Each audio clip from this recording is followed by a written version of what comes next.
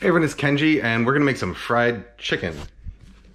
So this is loosely, pretty closely based on the recipe from my book, The Food Lab. Although I've modified it a little bit based on the way we do it at López-Alt. So there's a lot of ways to do fried chicken. There's you can batter it, you can dredge it. This is a dredging style of fried chicken. So it's gonna get a wet brine and then a dry coating, and then we're going to fry it. So I'm going to start by making this dry coating, right? So I'm going to use about a cup of flour, and you'll see why I'm making this right now instead of later on when we fry it. Because, well, I'll show you in a second. About a cup of flour, about 3/4 of a cup of rice flour. Okay.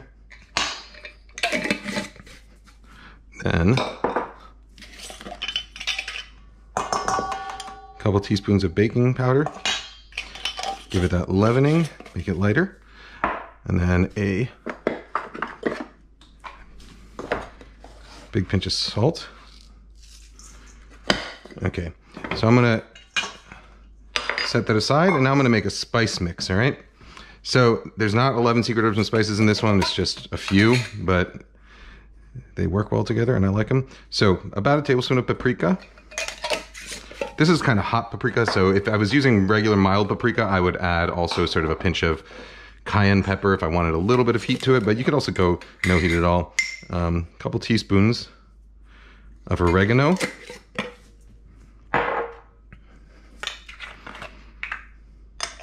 Oops. A couple teaspoons of garlic powder. And you can eyeball all this, do it the way it pleases you. You don't have to keep anything consistent. And some black pepper. I have a whole bunch of black pepper in this bowl from when I was grinding stuff, but I'm gonna end up adding quite a bit of black pepper. That's sort of like the main seasoning here. So about 2 tablespoons ground black pepper.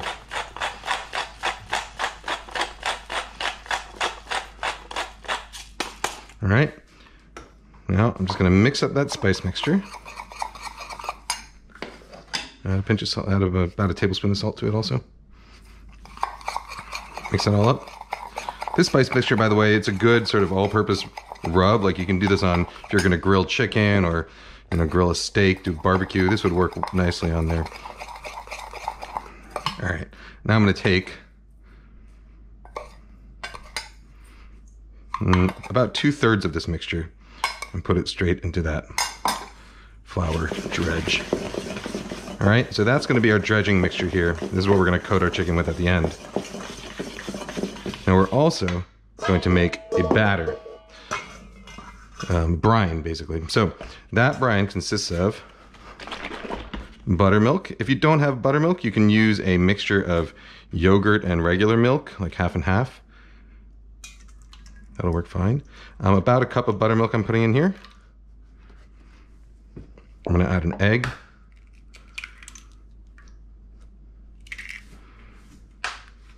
Then I'm gonna add the remainder of this spice mixture. And about another tablespoon of salt. So you do want this to be quite salty actually. So this mixture does 2 different things. So the buttermilk in there, it's acidic, which will tenderize a little bit. But really the main point of this brine step is that you want it to be salty enough that it starts to actually break down some of the muscle fibers in the chicken. And that allows it to retain moisture better when it goes on to fry later on. And that is important because we want our chicken to stay juicy. The buttermilk is mainly there for a bit of flavor and also because it adds viscosity, so it sticks to the chicken. And to that end, I'm also going to add just a little pinch of the dredging mixture. And that will thicken this up just a touch so that it sticks more nicely. So what we got here is sort of a cross between a brine, a marinade, and a batter. And that's exactly what we're looking for. All right, so now I'm gonna set all this aside and I'm gonna work on my chicken because you need chicken to make fried chicken. I'm starting with a whole chicken. That is by no means a necessity. You could do it with drumsticks or whole legs. You could do it with white meat, dark meat, anything. I prefer bone and skin on, but again, you could do it with boneless if you prefer. It really doesn't matter. The magic is really in the sort of dredging mixture in the frying process. Oh, so to break down a chicken, I start by slicing the skin between those joints there. Okay. Then I flip the whole bird over. You want to pull the leg out until this joint pops out right here. Okay. And then take your knife and follow along the backbone. There's a little chunk of meat here called the oyster, and you want to make sure to get that because it's nice and juicy. Okay, and then just go straight through between the bones, and there we've got a leg. Same thing on this guy, pop the bone out. Make sure you get the oyster. And there you go, 2 legs. All right, so for fried chicken, we're gonna get this whole wing out with a little bit of the breast meat attached, like that. Those are ready to go in the batter. Okay, like that. I like having that little nugget of meat attached to it so that the breasts give you a little bit something else to hang on to. Now we're gonna split the back off the chicken. So hold it up upright like this. Knife goes through. Those bones should come nice and easy. Okay, and you can basically just rip through there with your hand and then just use your knife where it's needed. All right, that's our chicken back. That we'll use for stock later on. And now the breast, we're just gonna split it once down the middle. Like that. These are some big chunks of skin. We'll render those out with the stock also. And then again, in half.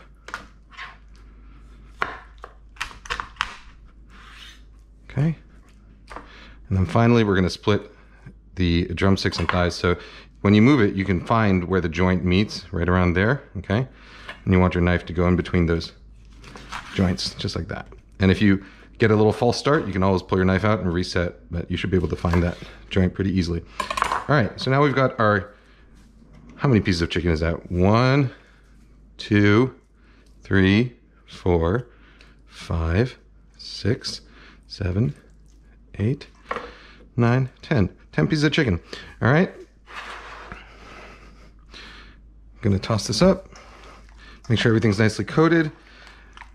And then what I'm going to do is I'm just going to transfer this to a container. I'll use like a lidded Cambro, or maybe if I have like a large Ziploc bag, I can do that.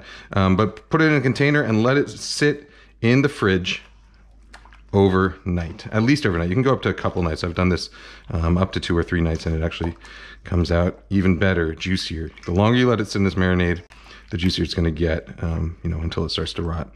Okay. That's it. All right, so my hands are messy, so I'm not going to do the snap thing, but I will see you guys all... how should I do this? I will see you all in a couple minutes because I realized I want to show you this trick for putting things in Ziploc bags. So Ziploc bags, when you put things in them, it's very easy to get the rim, the seal messy. So what you do is you just open it up, turn that inside out, just like that, okay? And then you can get everything in there. And it's okay if stuff drips a little bit onto the edge, as long as it doesn't get in that area with the seal. Okay, because then at the very end, once you're done doing all this, you flip it back inside out, and you're good to go. It's nice doing that also because it kind of keeps the bag open, and this sort of ends up being this sort of like bucket shape, so that makes it easy to do things like pour the rest of your marinade in without it flopping around everywhere. Okay, I'm even gonna leave it sitting like that while I wash my hands. All right, and so now we unroll this, and to get most of the air out of a Ziploc bag, the way I do that is I seal it, not quite, but almost all the way. So you have like, you know, an inch or 2 left at the end here. Then you lay your stuff flat, squeeze out the air from one side. It doesn't have to be perfect for something like this, but you want to squeeze out the air mostly from one side and try and push it all out that one little gap, and then close it off. Now you've got a nicely sealed bag. The marinade's in there. It's in good contact with the chicken, and it's ready to go in the fridge. All right, so now I will definitely see you in another minute because I'm going to show you something else. When you put stuff like this in a Ziploc bag into the fridge, make sure you always put it on a tray or in a baking dish or something, a plate first, because just in case there's a leak, you want something that's going to catch that so it doesn't get all over the inside of your fridge. All right, so now I will definitely see you overnight. So, all right, so it's been overnight. Now comes the messy fun part. So we're gonna fry this now. So I got my bowl of seasoned flour here. I'm gonna open this up and we're gonna use, and then I got this paper bag and I'm gonna use this paper bag method, which I like to do at home sometimes. So the first thing we're gonna do is actually, we're gonna get our hands messy, so don't worry about that. You'll wash them at the end. What I wanna do is take some of this wet marinade and put it into the flour just like that. Just drizzle it in. Now, this is a trick I learned. I talked to a friend of mine who used to work at a fast food fried chicken place.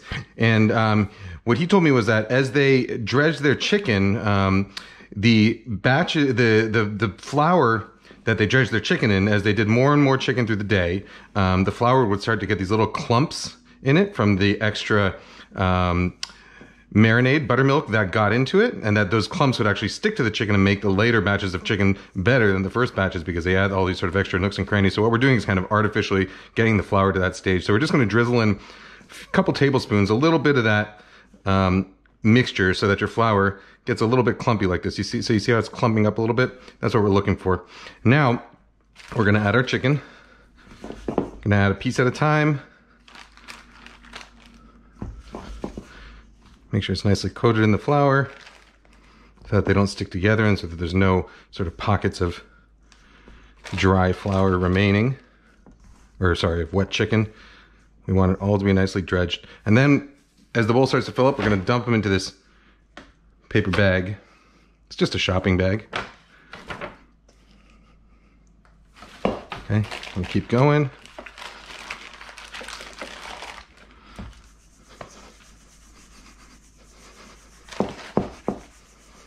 Now, there are different sort of schools of thought as to whether you want to let your chicken sit and rest after it's been in the flour or not. I've tested this pretty extensively, and what I find is that if you let it sit and rest, the flour starts to hydrate. Eventually, it starts to form some gluten, and what ends up happening is that your flour mixture gets a little tough. Your coating gets tough, so I actually prefer to fry right after dredging it. All right, so I got all my chicken in the bag. I dumped the remaining dredging mixture in there. Like I said, don't worry about dirty hands. We'll clean up everything after we're done. Pinch the top like that, support it, and then just shake the devil out of it. As that painter on TV would say. Oh, beat the devil out. That's what, he beat his brush, right? Anyhow, all right, so we got our chicken coated. Now, I got my fat over here. This is rice bran oil. You could use peanut oil, you could use shortening, you could use lard, you could use vegetable oil. So what we're gonna do is we're gonna actually double fry this chicken. So we'll fry it once, we'll let it rest, and then we'll fry it again. And I'm looking to have a temperature of around, well, I was looking for around 325. This is probably 340, 350, that's fine. What's gonna happen is when I add the chicken, the temperature is gonna drop. And we want the final temperature after it drops to be around 275, 250 to 275 degrees. And that's gonna be for the initial cook, where the chicken is gonna basically cook through. And then we'll raise the temperature again and fry it again at the end. So when you add food to hot fat, you wanna always lower your hand right down. Don't drop it from high, because fat can sort of sense fear. And if you drop it from too high, it's gonna splash up, and that's how you get burned. You wanna lower your hand right down to the surface and gently lower the food in. And you always wanna let the bottom sit a little bit just so that it starts to set up before completely dropping it in. That way you don't end up losing too much crust. It doesn't stick to the bottom. All right, we'll probably get half of this in for this first batch.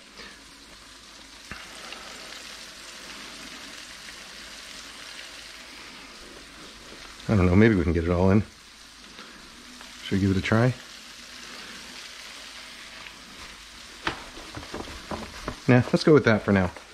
All right, so we'll fry the rest of this afterwards. I'm gonna get my hand washed. All right, so you see I'm frying in a wok. I think a wok is the best vessel for deep frying. You could also do this in a Dutch oven if you want, but a wok has a few advantages. One of them is that it has these flared sides, you know, and because of those flared sides, as you move up height-wise on a wok, your volume increases non-linearly. So with a straight-sided pot, the higher you go, the volume increases linearly with the height of the pot, which means that if as your oil starts to bubble up, it really those bubbles will start to rise up the sides, and you could have the sort of spillover. Whereas with a wok, because of the flared sides, as you go up in height, the oil bubbles rise, but then they spread out, so they never really. It's much safer, I find, to fry in a wok than to fry in a straight-sided thing. Those wide sides also sort of make it easier to kind of get under there and maneuver food around, which we're not going to do right yet because we want to let this rest sit a little bit. We want that crust to start setting up before we start going in there and fiddling around. Perfect. We're right around 275, slightly over. We're good. I'm going to adjust the flame as I go to try and maintain that temperature the whole way until the chicken hits around 155 degrees in the center. The breasts around 155 degrees. The legs and thighs will get up to around 165, maybe 175. All right, and that's going to probably take around, I don't know, probably 10 to 12 minutes or so. Oh, people have asked me, this thermometer I use right here, this is a OXO instant read thermometer. They don't make it anymore, so you actually can't get this thermometer anymore. But the thermometer I most highly recommend is the Thermapen. The Thermapen like Mark V, I think, is out now. It's a relatively expensive thermometer. It's like, you know, it'll run you probably 80 bucks, maybe 100 bucks. But it's like top of the line, instant read, super accurate. It's a great thermometer. If you want to go on a budget, you can get the Thermopop, which is about 25 bucks or so. It reads a little bit slower, a little bit less accurate, but it's still a great thermometer. The reason I'm using this OXO one is because I lost my Thermapen when we moved to Seattle last year, but I'll probably pick up a new one pretty soon. All right, so I'm going to let this go. I'm going to let it go without touching it for a few minutes, and then I'm going to kind of flip the pieces around really gently using... Actually, it's probably ready to flip around gently right now. Let's take a look, shall we? Some of those early ones we stuck in. It's been a couple minutes.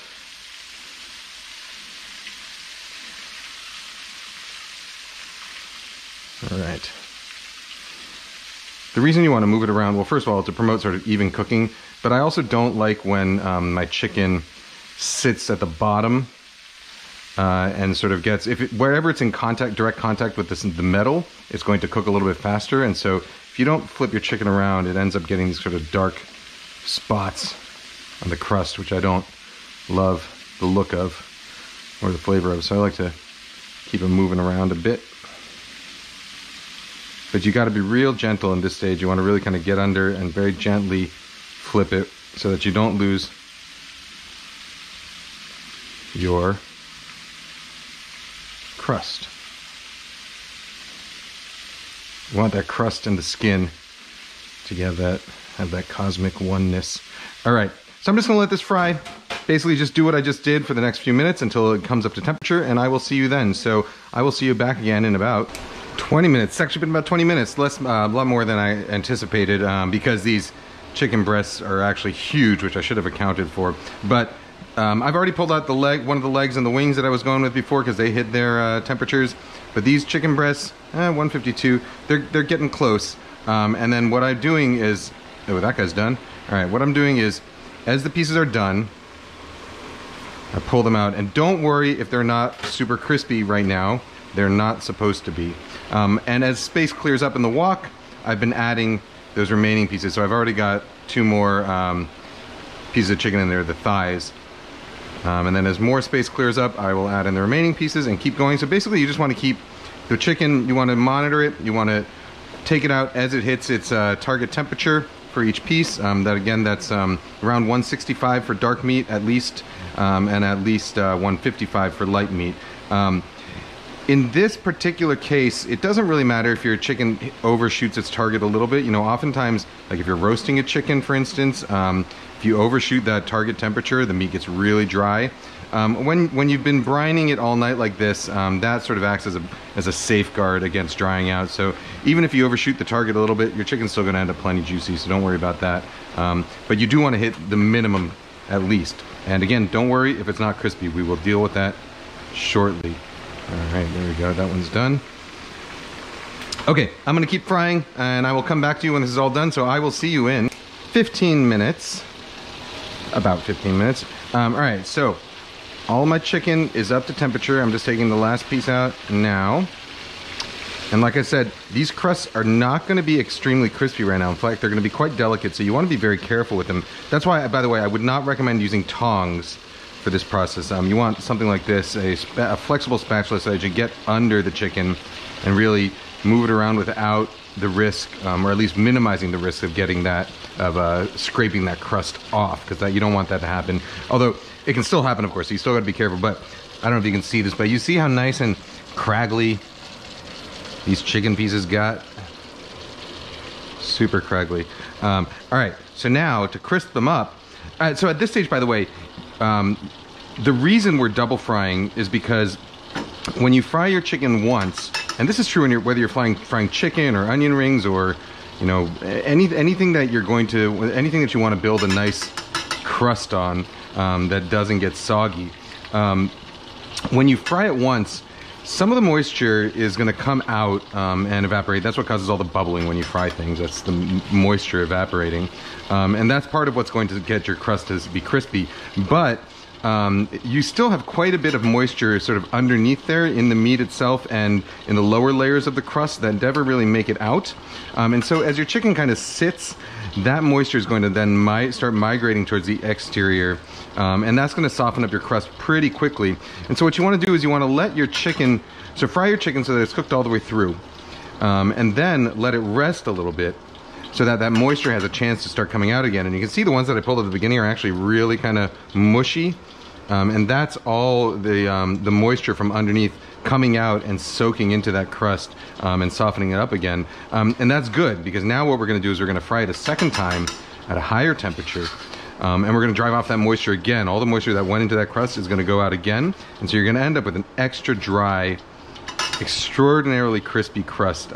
This is a trick I use for when I'm making, you know, something like Chinese American dishes where you're frying things and then putting them in a sauce, something like General Tso's, you know.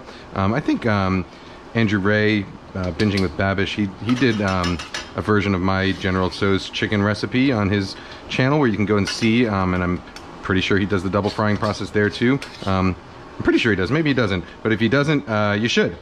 It'll make it even crisper. It'll stay, you can get it in sauce and it'll stay crispy, you know, like overnight in the fridge. You can microwave it in sauce and it'll still be crispy. So at this stage, you can take the chicken, you can refry it immediately, which I'm going to do with a couple pieces just to show you, or you can let it sit until you're ready for dinner, which is what I'm going to do with the rest of the pieces, so I can feed my family tonight. Fried chicken is actually relatively safe to leave out because, first of all, you fried it, so it's sterile. It has that crust on it, so there's nothing really that's going to get into the meat. In fact, that's one of the reasons why fried chicken makes such great picnic food, because even at room temperature, it actually has quite a long shelf life. Anyhow, so you can let this sit for several hours and then fry it again right before dinner. You could also put this in the fridge and fry the pieces as you want them. It takes a little bit longer to fry when you do that. But at Worstall, my restaurant, well, I'm no longer the chef there, but the restaurant I opened and was the chef at, the chicken we do there, we double fry it and we refrigerate it overnight between the frying stages, and that actually allows quite a bit of excess moisture to come out into that crust, so that when you fry it the second time, it gets really, really crispy, and that's how we get our chicken so crispy there. But what we're going to do now, I'm just going to fry a couple pieces just to show you the results, and also so that I can have a taste. So for the second fry, we want the oil to be hotter. We want the whole fry to take place between around 300 and 325 degrees. So if you're going to do a big batch of chicken, you want to have a couple quarts of oil. Again, peanut, this is rice bran, peanut oil works really well, canola oil works fine. But you want a couple of quarts of oil, and you want to heat it hotter than the 300 to 325, because when you add your chicken in there, it's going to drop in temperature. So right now I'm only going to do a couple pieces, so I can actually probably just take this to 325, and because I'm only adding a couple pieces and they're still relatively hot out of the fryer, the oil is going to maintain its temperature just fine.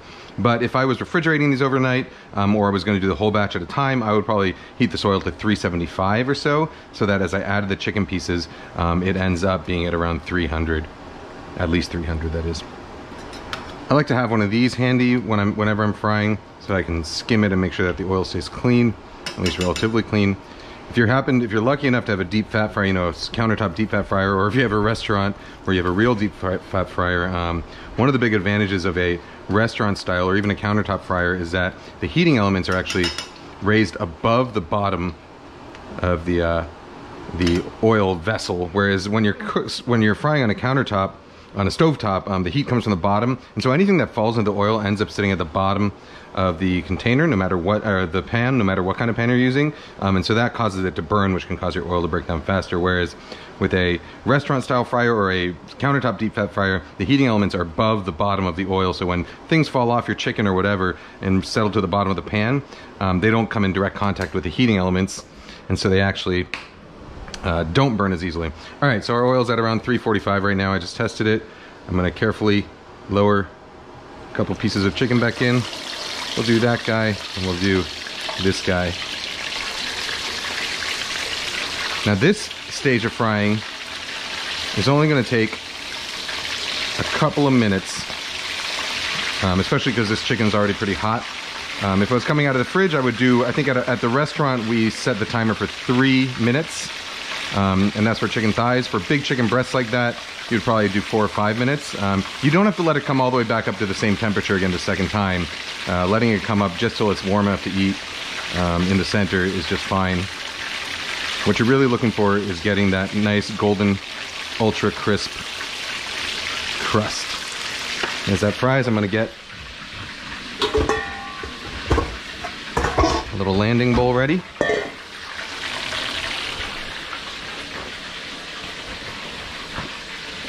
So when you get fried foods out of the fryer, some people tell you to put it in a rack. I actually like to put it in a paper towel because it sort of wicks away some of the excess oil. Whereas in a rack, you kind of got to rely on it to drip away, and oil actually doesn't drip away that well from fried foods. It kind of gets soaked back in as it sits. So you want to wick it away in one of these, in a little, we call these a diaper pan at the restaurant at least, but in a bowl with paper towels or a clean kitchen towel. Get it in there, get off the excess oil, and then you can transfer it to a rack if you want to rest it. And if you're doing like a lot of chicken and you want to cook it in batches, you can put it on a pan, a sheet pan with a rack like this, and keep it in a 200-degree oven, and it'll stay nice and crispy as you cook subsequent batches. All right, I think we are there. Whew. Sometimes they spit at you.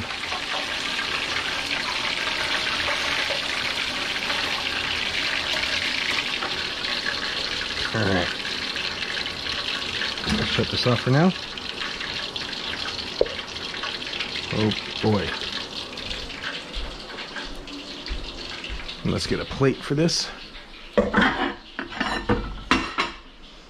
you can see what we're working with. It is hot.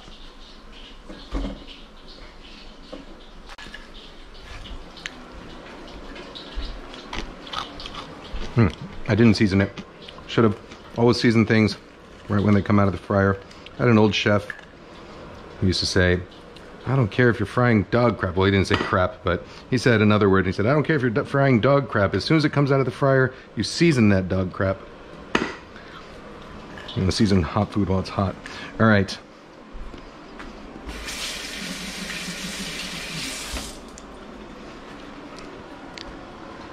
How does that look? Oh, man. All right, this with a drizzle of hot honey. Perfect. So you see how crispy that crust is? Can you hear it?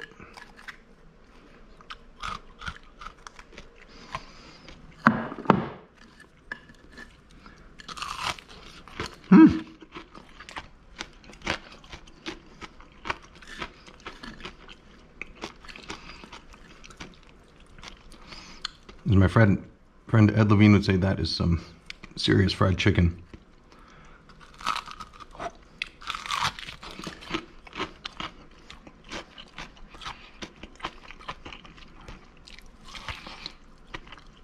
Crispy, juicy. Oh man, delicious. I don't know where the dogs are. I'll go find them. Shabu, come on, come here. Shabu. Here you go, come on. Good boy. Sit. Hey, no jumping. Sit. Good girl. All right. Extra crispy, double fried chicken. Cosmic oneness. See, this is the cosmic oneness that Ed used to refer to between the skin and the crust. The skin doesn't slough away from the crust, it sticks. And that's because of that overnight buttermilk soak. All right, guys, gals, non-binary pals, I'm going to get messy for a little while. See you later. Bye-bye.